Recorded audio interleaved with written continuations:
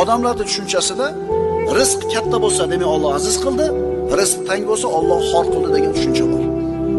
Alloh taolo aytadi, "Yo'q ey bandalarim, bunday emas. Ne'matni berishligim aziz qilganim emas, ne'matni olib qo'yganim xor qilganim emas. Ato qilishim ibtilo, sinov, man qilishim davo. Berishim sinov, imtihon, bermay qo'yishim sizlar uchun davo. Chunki o'sha narsani bersa nima bo'lishingizni bilmaysiz siz. Mol va davlat ne'matmi? Ha va yo'q. Sihat salomatlik ne'matmi? Ha va yo'q. Mansab, obro', e'tibor ne'matmi? Ha va yo'q. Buni qanday tushunamiz? Agar sizga berilgan shu narsa toatga sarflanayotgan bo'lsa, bu ne'mat. Agar ma'siyatga sarflanayotgan bo'lsa, bu jazo. Ma'qulmi?